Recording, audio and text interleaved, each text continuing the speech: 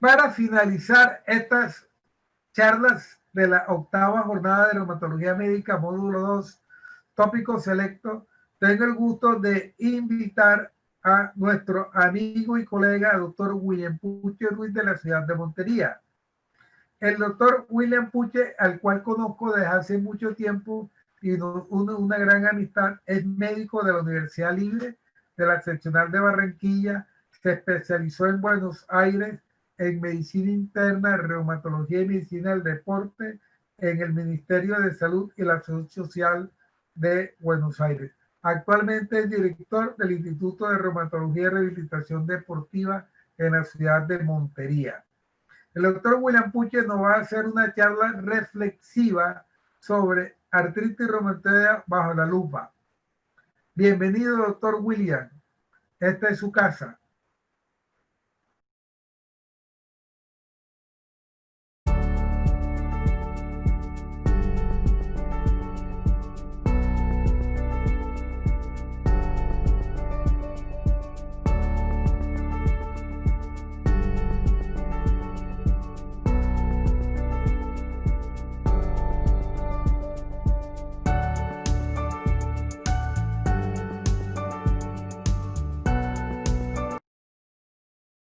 Buenos días, gracias al doctor José Salas por la invitación a la octava jornada de reumatología médica, módulo 2, en forma virtual. Tengo el gusto de presentarle mi conferencia Artritis reumatoidea bajo la lupa. Nuestro contenido para nuestra charla va a estar de la siguiente forma: definición, epidemiología, clínica, ayudas diagnósticas, criterios clasificatorios, clinimetría, criterio de remisión y reumatología. Definición: ¿qué es la artritis reumatoidea? Es una enfermedad poliarticular, simétrica, que compromete articulaciones, y no solamente articulaciones, sino que presenta síndromes extraarticulares. Y por tal motivo, si no le realizamos un tratamiento agresivo, puede ser una de las principales causas de la disminución de la calidad de vida de nuestro paciente. ¿Qué conlleva a todo esto? Lleva a una carga tanto al paciente como a la sociedad.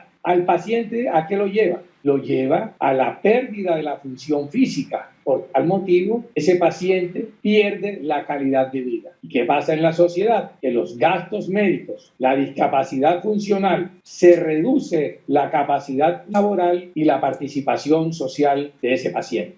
La epidemiología es la siguiente: la incidencia es de 0,5 al 1%, es más frecuente en mujeres, puede ocurrir a cualquier edad, tiene un pico entre 50 y 60 años, historia familiar positiva, incrementa el riesgo de 3 a 5 veces mayor, y la heredabilidad, que se estima entre un 40 y un 65% de cero positividad y el 20% de cero negatividad. En Colombia y en Latinoamérica, los estudios que se han realizado, el grupo de Fernández Dávila, en el cual encontraron mayores de 18 años de prevalencia del 0,52%. En mujeres, ese estudio en el 80%, y había una relación entre hombre y mujer, o mujer-hombre, de 4 mujeres, un hombre, y la mayor prevalencia que se encontró en ese grupo etario fue de 70 a 74 años.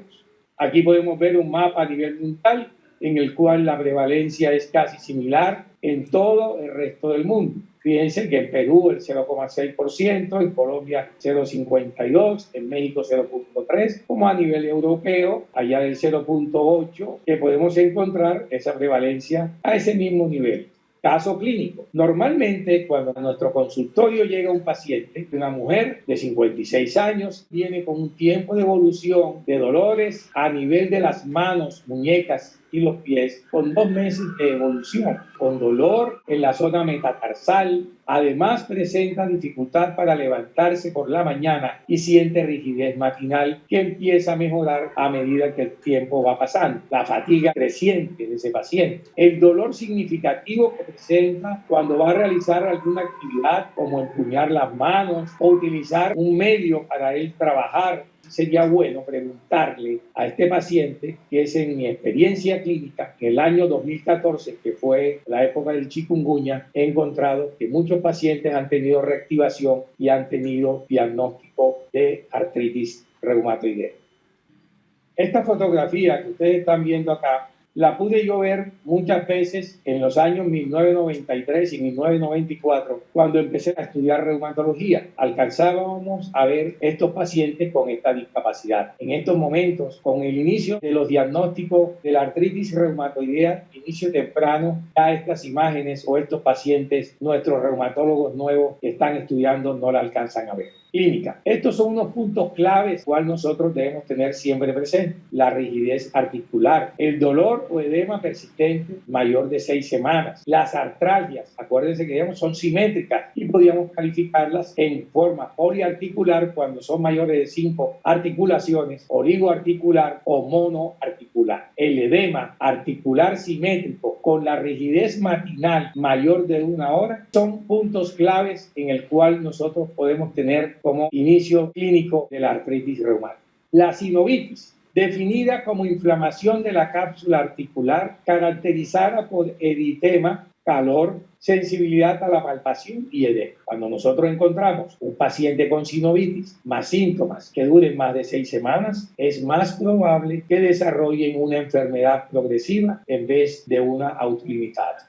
El compromiso de las manos, las muñecas y los pies son los más comunes, es decir, en las pequeñas articulaciones, el carpo, los pies y las manos es muy importante. Y el compromiso atípico cuando ocurren a nivel de las grandes articulaciones como la rodilla. Pero esos son puntos importantes que debemos tener presentes en la clínica de la artritis reumática. Tener en cuenta: 1. Las interfalángicas distales no están típicamente comprometidas. Dactilitis no es común en artritis reumatoidea y el esqueleto axial, incluyendo las caderas, no es usual que estén comprometidos. Eso es importante tenerlo presente para ir haciendo diagnóstico de artritis o haciendo su diagnóstico diferencial. Pero acuérdense que no solamente son los síntomas articulares y no pasar desapercibido los siguientes síntomas. Síntomas como la fatiga, la rigidez matinal, las mialgias generalizadas, la pérdida del apetito, la debilidad, paciente con palidez, pruritos, secreción ocular, parestesias, enrojecimiento, febrícula, anemia e inflamación pleural. Esos síntomas debemos de tenerlos nosotros muy en mente en caso de que presentemos un paciente con o vayamos pensando tenga artritis reumatoidea. Históricamente, cuando nosotros veíamos a aquella paciente, nosotros podíamos encontrar a ese paciente con deformidad, pero en estos momentos ya es muy difícil poder observar ese grupo de pacientes con estas deformidades a nivel de las manos. Acuérdense que en reumatología nosotros contamos dedos,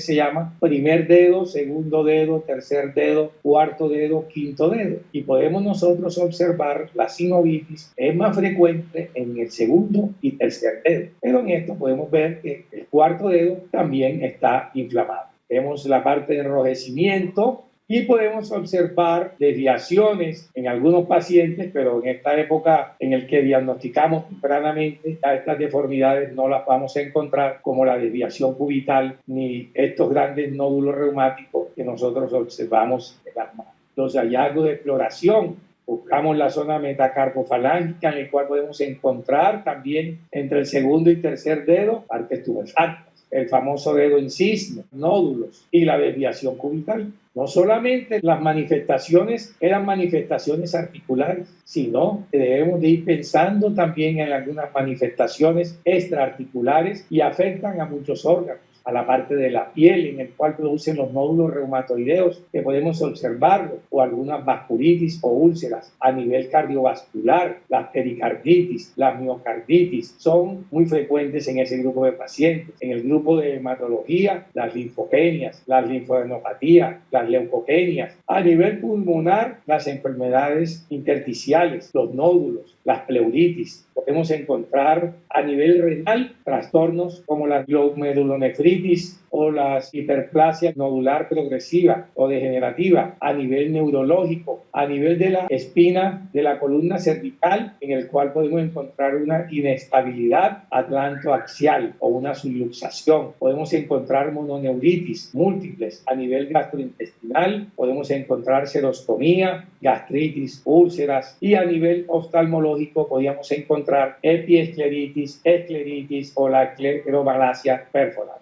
A nivel de la piel podemos encontrar en la zona los nódulos reumatoideos. En el ojo, como dijimos en la parte oftalmológica, la epiescleritis. Podemos encontrar la escleromalacia a nivel oftalmológico, la escleromalacia perforante. Podemos encontrar las vasculitis de pequeños vasos.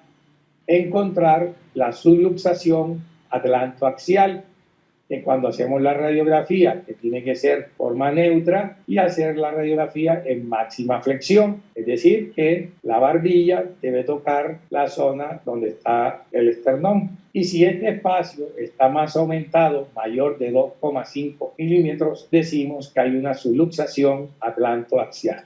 Ayudas diagnósticas. Tip importantes. En la ayuda diagnóstica, en el laboratorio, siempre debemos solicitar 4 cosas importantes. La velocidad de sedimentación y la proteína C reactiva, que serían las fases de reactantes, que son útiles para detectar la inflamación sistémica, y ellos nos ayudan también para los componentes de los criterios ACR-EULAR 2010 para clasificar la artritis reumatoidea. El factor reumatoideo presente entre el 50 y el 65% de los pacientes con artritis reumatoidea, pero hay un grupo de enfermedades en el cual también pueden llegar a producir factores reumatoideos, y nos ayuda también para los criterios ACR-EULAR 2010. Y los anticuerpos anticitulinos o los anticuerpos ACPA, que están entre el 60 y el 70% de los pacientes con artritis reumatoidea, y es específico para la artritis reumática, y también tiene componente en ese grupo de pacientes criterios EULAR ACR.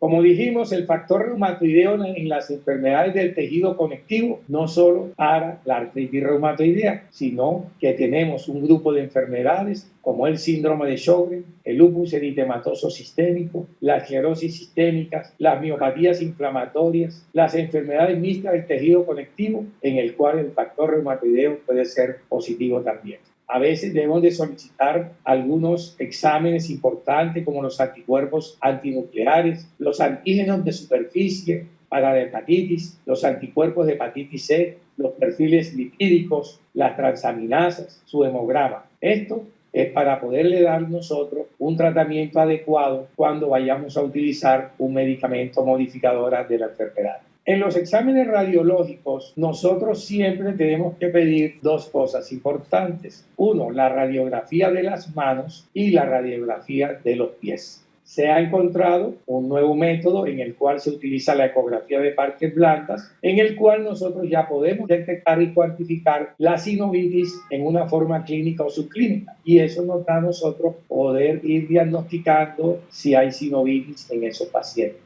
También nos ayuda a los reumatólogos para realizarle la ecografía y encontrar líquido en ciertas articulaciones, y nosotros podemos hacer una infiltración para que ese paciente. Y lo otro es la radiografía de tórax, en el cual tenemos que diagnosticar si ese paciente, ustedes saben que en Colombia y en nuestro medio la tuberculosis es muy frecuente, y nosotros necesitamos ir descartando esas clases de infecciones o cánceres para nosotros iniciar un tratamiento efectivo en este grupo de pacientes. Pero ¿qué vamos a buscar en las radiografías? Siempre primero el edema de partes blandas, después la osteopenia justarticular, la disminución de los espacios articulares y las erosiones óseas. Es importante pedir la radiografía de los pies porque pareciera que la osteopenia justarticular y el edema ocurre acá primero, entre el segundo y tercer dedo. Podemos encontrar nosotros esa disminución o esa osteopenia justarticular antes que aparezcan en la mano. Aquí podemos ver los hallazgos radiológicos en los cuales podemos encontrar un edema de partes blandas, que hay que buscar la osteopenia, que hay que buscar la esclerosis, y acá usted puede encontrar las erosiones. podemos observar este carpo del lado derecho en el cual ya se ha perdido toda la arquitectura y la distribución de los espacios articulares y a ese carpo se ha vuelto esclerósico o anquilosado para que nosotros podamos ir viendo esas enfermedades radiológicamente. Entonces, esto es lo que no queremos ver nosotros, estas subluxaciones que ocurren acá, ni este carpo con esta carpitis erosionado que está bastante grande.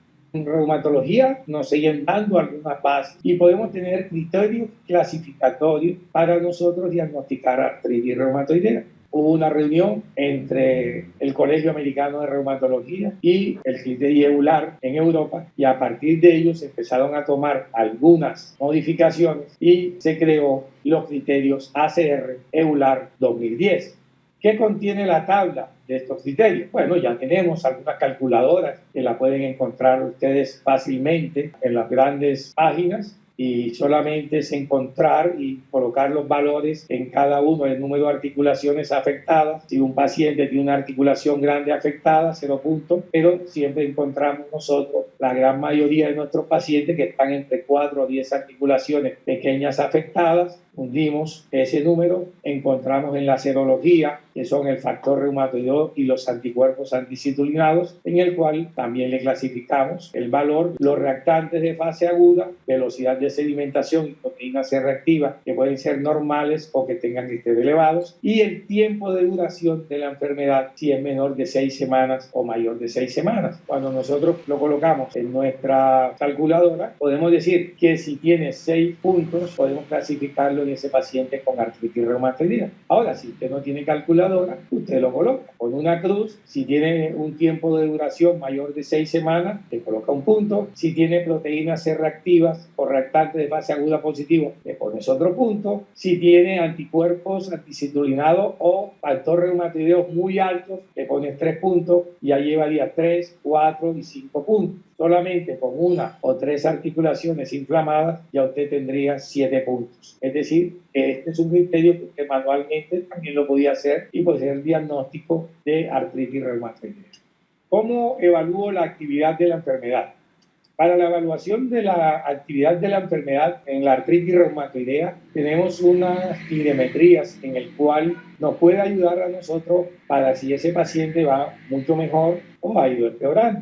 Y tenemos esas clinemetrías como el DAS28, el CDI, el SDI y el RAPI3. Cada uno de esas clinemetrías tienen una serie de componentes en el cual nosotros podemos valorar. Además, estas calculadoras las podemos encontrar muy fácilmente y estas sí ya tenemos que ponerle el número de articulaciones dolorosas o el número de articulaciones inflamadas o la actividad del paciente de sus reactantes de fase aguda, la función del paciente, el dolor, la calidad del paciente físicamente y la calidad del paciente vista por el doctor. Entonces nosotros podemos buscar en cualquier lugar las clinemetrías, ejemplo, el DAS28, colocamos en esa tabla los valores y allí nos da un valor. Lo mismo hacemos con el CDI, con el SDI o con el RAPI3. Y esto es lo que nos mostraría una clasificación o una categoría de la actividad de la enfermedad de la artritis reumática. Ejemplo, ustedes pueden ver DAS28, CDI, el SDI y el RAPI3, en el cual si nosotros encontramos los valores que nos dan en esas tablas, podemos encontrar los valores del DAS28, mayor de 5.1, si lo vemos en el SDI, mayor de 22, si lo vemos en el SDI, mayor de 26, y vemos el RAPI3 mayor de 2. Entonces nosotros podemos ir clasificando a esa artritis reumatoidea en alta, en moderada o en baja intensidad. Entonces es muy importante tener esas calculadoras para nosotros poder clasificar a ese grupo de pacientes si están muy activos o no están muy activos. Entonces nos entran esos pacientes en remisión y vamos a ver qué sería lo más correcto de llevarlo a remisión. Entonces, en el 2011, mejor criterio de remisión ACR regular fue en el 2011, en el cual ellos se basaron en la remisión buloniana, en el cual ellos decían que debemos tener menos de una inflamación de una articulación, menos de una articulación dolorosa, encontrar que ese paciente tenga la proteína C reactiva menor de 1 miligramo por decilitro y que la calidad del paciente esté entre 0 y el 10%. Ya sabemos que 10 es cuando está muy mal y 0 cuando ese paciente está muy bien. Entonces, la mejor forma de definir nosotros la remisión es por la remisión buloniana. Pero remisión es un estado, no un cambio o una transición. Eso significa que es la ausencia de la actividad de la enfermedad. Por tal motivo, cuando entra el T2T, en el cual nosotros encontramos la remisión de ese paciente, es lo que queremos llevarlo nosotros. Pero acuérdense que es importante considerar las comorbilidades y los factores del paciente, así como los índices compuestos de la actividad de cada uno de ellos, y medir ese grupo. Ese sería nuestro objetivo para nosotros poder llevar a remisión sostenida a ese paciente y llevarlo con una baja actividad. Y qué importante, ¿qué debemos saber con esos pacientes que van para mal pronóstico? Ese grupo de pacientes que se nos presenta con una artritis reumatoidea, a veces es de fácil diagnóstico, pero nos lleva con unos actas muy elevados positivos y un factor reumatoideo positivo bien alto. Encontramos ese paciente con actividad moderada a grave, encontramos ese paciente radiológicamente en el cual nos trae erosiones articulares y además ese paciente presenta una sintomatología agudizada con el dolor que no mejora con nada, que tiene la rigidez matutina, que presenta fatiga y presenta sinovitis. Hermano, le digo, ese es un paciente que vamos a tener que remar bastante para nosotros poderlo controlar. Altos títulos de anticuerpos en la artritis reumatoidea son biomarcadores que predicen un curso de la patología más grave, persistente y erosivo. ¿Cuándo debemos remitir al reumatólogo? Cuando ustedes vean un paciente con sospecha de artritis inflamatoria, dolor articular, rigidez matutina, edema, que persiste por varias semanas, acuérdense que ustedes son los primeros que ven a ese paciente y sería importante cuando ese paciente lo remitan ustedes al médico reumatólogo, le soliciten los factores de reactante de fase aguda y los factores serológicos, la velocidad de sedimentación globular, la proteína C reactiva, el factor reumatoideo que sea cuantificado y los anticuerpos anticitolinados. Así, nosotros podemos ganar tiempo cuando ese paciente nos llega a nuestra consulta. La artritis reumatoidea, nosotros debemos de tener algunos parámetros para saber si esa enfermedad va mejorando o va empeorando. Y así, con la aparición del T2T, para nosotros fue un alivio, porque si nosotros seguimos a los pacientes con ese método, en la artritis reumatoidea, podemos ver la evolución del paciente con la artritis reumatoidea. En esta diapositiva tomé una conferencia que escuché el doctor Gustavo Citera, que fue mi profesor por allá en los años 1994-95, en el cual él dice que la artritis reumatoidea, manejándolo a partir de T2T, nosotros vamos a tener siempre un punto exacto o un blanco establecido para la remisión. Si nosotros seguimos ese T2T, nosotros vamos a ser un buen reumatólogo. Pero si nosotros no tenemos ese blanco establecido y no seguimos el T2T, vamos a ser mal reumatólogo. Conclusiones. La artritis reumatoidea debe ser considerada en pacientes con dolor articular, rigidez o edema que sea de varias semanas de evolución. Sin embargo, recordar que estos síntomas en algunos pacientes se pueden resolver. El diagnóstico requiere una historia clínica detallada, así como edema articular encontrado al examen físico que no sea explicado por otra causa. Ni radiografías ni los paraclínicos anormales son requeridos para el diagnóstico. Sin embargo, hallazgos anormales pueden guiar al diagnóstico. Cuando el diagnóstico no es incierto o un tratamiento requiere ser iniciado, remitir al reumatólogo para valoración. Les dejo esta frase de Benjamín Puche Villadiego: el conocimiento no pesa ni ocupa espacio. Muchas gracias.